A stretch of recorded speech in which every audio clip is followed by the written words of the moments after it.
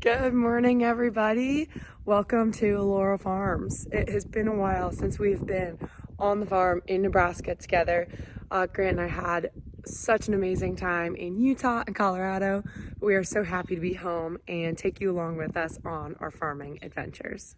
It's pretty chilly outside today, so I'm gonna grab the Carhartt jacket to wear. We need to gather some tools and supplies from the shop, hop in a pickup truck, and we are heading out to the field, not in a tractor, but we are going to be working on pivot today. If you don't know what a pivot is, it's what we use to irrigate our crops. I believe everything should be in here. Perfect.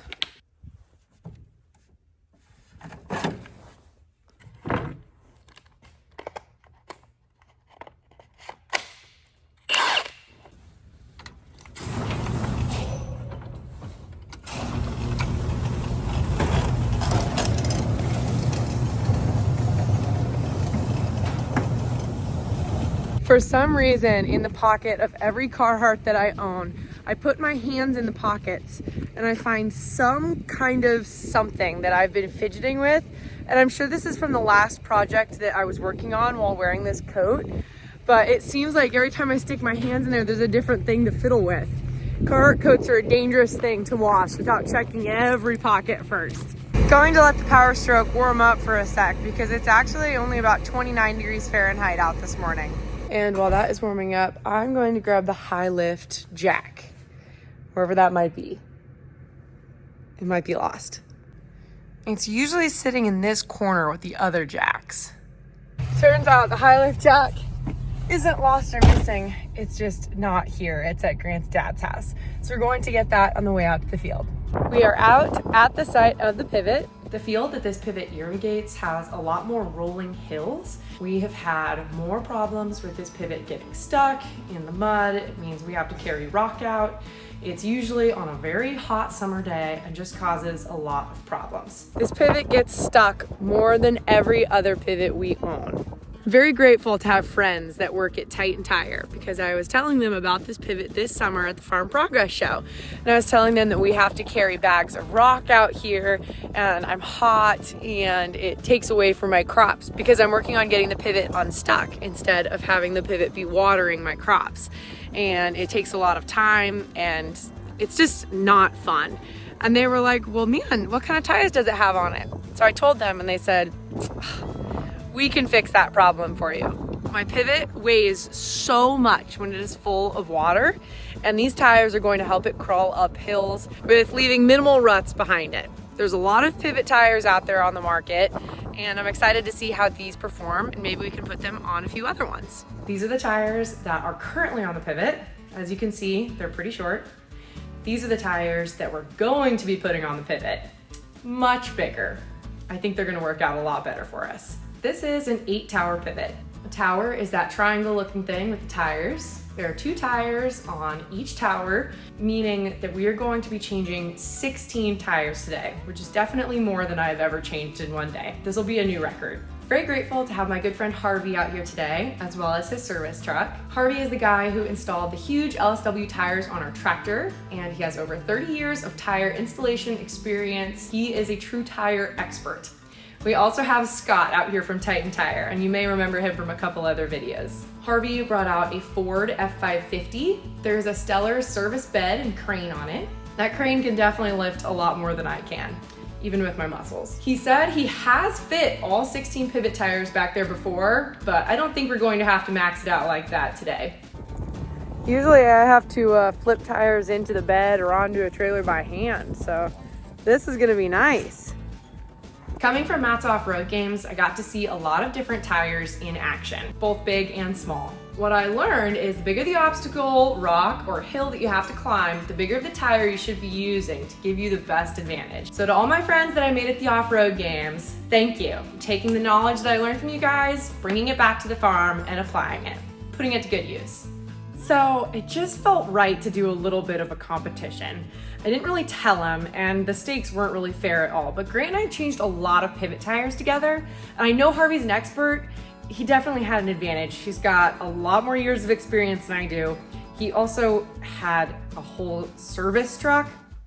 I just had Grant, but I wanted to do a race between me and Grant and Harvey. So I sent him down to the last tower of the pivot. Me and Grant got to work. It was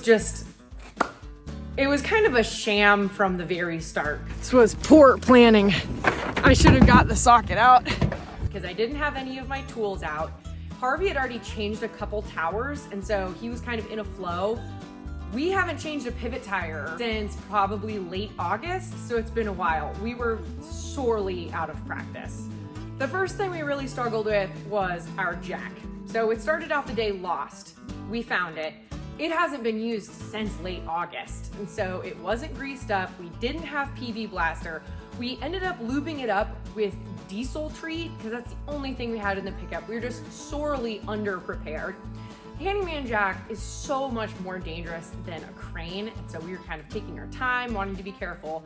Meanwhile, Harvey just has a remote control and just up the whole tower goes. It was kind of ridiculous. The next problem we ran into, and what really killed our time, is we didn't find out what size socket we needed before we started racing them. So we ended up having to try 3 different socket sizes before we found the right one. We're also working with an electric impact, just the battery powered Milwaukee one. He has the air one. And we did a little bit of a side-by-side comparison of the two of them later on in the video, so stay tuned for that one. But I can't help but feeling like the air impact is much more efficient than the electric one. At least it sounds a lot cooler. My nose is running. I'm huffing and puffing. I feel like I just ran a marathon and we just changed one tire. Harvey beat us far and wide. It was not even a competition.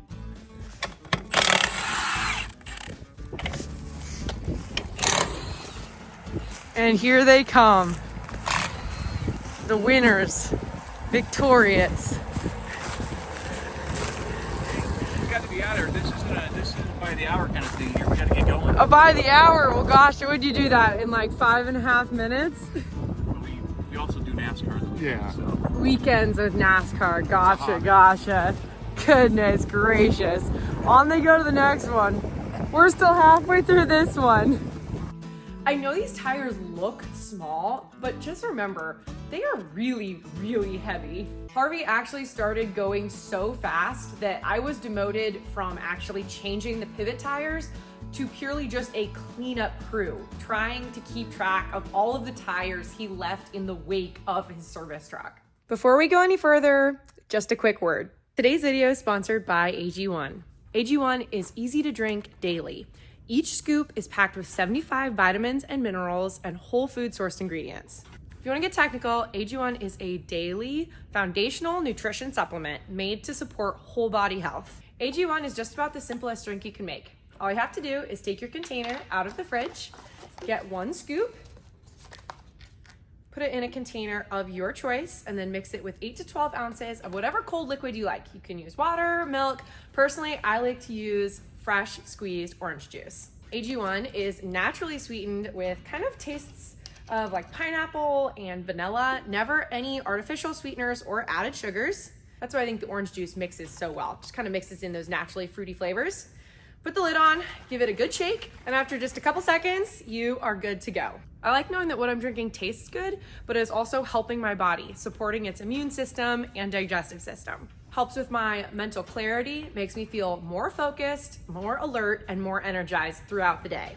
AG1 is easy enough, it can fit into anyone's daily routine. I drink my AG1 at home, in the shop while I'm working at projects, or even in the tractor on the go. Planting season is coming up really fast, and I know I need all of the extra help I can get. I genuinely enjoy drinking my AG1 every day. It's something that I look forward to, and I recommend it to all of my friends and family members. If all of those reasons weren't enough to get you interested in AG1, just remember, AG1 is green, just like some tractors that I happen to really like. Be sure to click the link in the description box below this video or scan the QR code that's on your screen right now so that with your first purchase of AG1, you can also receive your free gift of AG1's vitamin D3 K2, which is the perfect stack on top of AG1, as well as 5 free travel packs. I really appreciate AG1's support of my channel, helping me achieve my goals in other areas. Honored to share them with you. Thanks for watching. Now back to the video. At the beginning, I thought that we were going to be loading these tires into her service bed, But that ended up not being the case. Grant went and got a trailer because these tires that we're taking off the pivot, they're still perfectly good tires. They just don't work on this particular pivot in this field. They're still holding air, running just fine. So we need to find either a different pivot to put these on, upgrade some older pivot tires, or another idea Grant had. I'm telling you, you guys from the off-road games, you're influencing Grant maybe just a bit too much. Grant has been discussing putting the pivot tires on some kind of vehicle, like the Jeep. I don't know. He might be crazy. What do you guys think? If you haven't had the pleasure of meeting Scott in person or over video, he is the gorgeous face behind, or maybe I should say in front of, Titan Tire. But he's not only a friend from Titan Tire, but just a friend in real life. He is such a great guy. He walked me through what kind of tires we're putting on. We're actually going to be putting on a couple of different ones. Don't worry. The tires that we're taking off this pivot were just a ramshackle bunch of tires. There was no continuity. So having the tires narrowed down to just 3 or 4 different kinds is actually going to be a large upgrade. We are going to be trying out 2 bias conventional with directional treads, a non-directional bias tire, as well as a non-directional radial tire. I do not know a lot about tires, so I had to do some Google searching for what those terms even mean. But these different tires have a couple different kinds of tread pattern, and we're going to be following each tower along the season. We're going to be seeing which tire performs the best, and we're also looking for which tire leaves the smallest amount of ruts, gets stuck the least. So stay tuned throughout the season to see an update on how these tires perform on our pivot. Corn leaves are very sticky on these cloth gloves of mine. And I looked down and I realized I've got a hole. Isn't that sad? Working holes in your gloves. I guess. And this pivot looks so much better with big tires on it. Almost makes it look new. How old is this pivot, Grant? I think it was new in 2017, which is still a relatively new pivot. But we bought this from another guy and moved it here. And so it was on a flat field, so that's why the small tires were on it. What is the oldest pivot on our farm, Grant? 1972. It's a Lockwood pivot. That's crazy. These things are expensive, but they are worth every single penny. I think a new pivot, just a straight one like this, not one with a corner arm, is over $100,000 brand new right now. But we could not farm the way that we do without them. It's really dry here, and we count on this irrigation to give us good crops.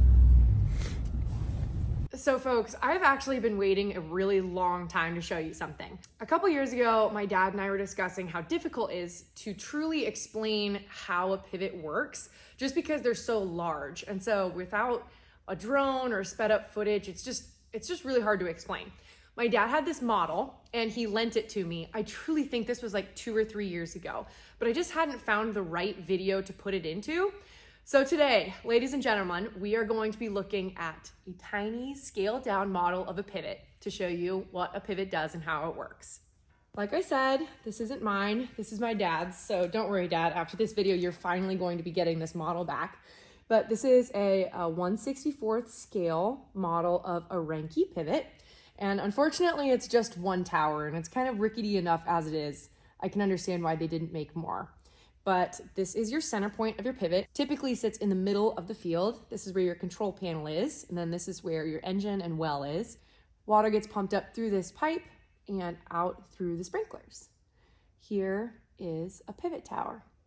It moves really slowly. So just think a long line.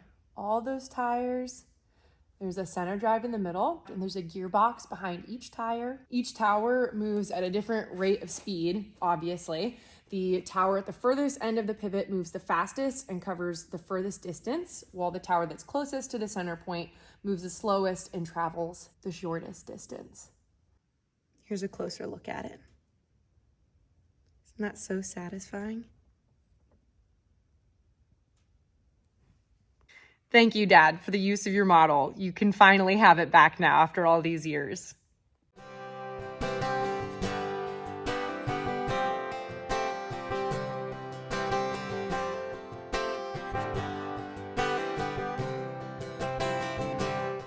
Chief is a family-owned, Nebraska-based company comprised of 7 diverse brands. Chief, trusted, tested, true. So after Harvey proved that he was without a shadow of a doubt faster at changing a pivot tire than me, I was curious, just how long does it take Harvey to change a pivot tire? And again, I didn't really tell him that I was timing him because I wanted him to just go at his normal pace. He blew me away. He put out his outriggers, got the crane out, used the remote, pulled out the air impact, which again, I just love the sound of. It reminds me of NASCAR, just plain old speed. He did have just a little bit of help from Grant and Scott, but also Scott hid a lug nut from him. How long do you think it'll take Harvey to realize that he's one lug nut short? He must have spent too much time around Scott because he found out pretty quickly. We'll take at least 10 seconds off his time for that one. How many guys in Carhartts does it take to change a pivot tire? That's the real question we're going to be answering today. Oh my goodness.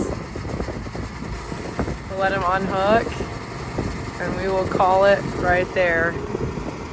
3 minutes and 37 seconds. Oh my word. Incredible. Incredible. We're getting a nice little stack going up here. Today kind of just turned into a let's test Harvey day because I wanted him to use my Milwaukee impact instead of his air impact. All right, Harvey, you seem to be pretty attached to your air impact here. Oh, yeah. Is there any chance you want to borrow my electric impact here? You want to give it a try? And he said, honestly, not too much of a difference between the two. It's just depending on what you're used to. I wish I was used to an air impact, but we use the Milwaukee stuff and like it, and it works just fine for us. All right, what do you think? Air versus electric, which one's better? About the same. I really like the air one because I'm used to it, but the electric's kind of nice not having to drag the air line with me. So like I was saying earlier about always finding stuff in my pockets, I just reached into my pant pocket, found a chapstick. Now this might have been run through the laundry. I don't know, we'll see if it's still good. Ha, nice, still good. Grant and I, whenever we're working on equipment or around things, like to tell little stories about this poor guy, Bob. Bob is always getting himself into predicaments. It looks like here he just straight up fell across the powertrain of the pivot and is just laying there. And in the gruesome scene next to him, you see him absolutely just wrapped around the PTO shaft. I don't know how he gets into these situations, but don't be like Bob. So the real question is, folks, what should we do with these tires? Like I said, they're not bad tires. They just don't fit here in this field on this pivot. Grant is throwing around these crazy ideas like we need to put pivot tires on a Jeep or something. I think so. I don't know about that. We got plenty. We can like even dual them up on the back or something. A Jeep with dual pivot tires? Yeah. That's an awfully nice hat you have there, Grant. Oh yeah, Lower Farms. I like it. That looks good. Where can you find that? We got gray ones with like, it's like a silver and black. I think they look pretty good. Lowerfarms.com.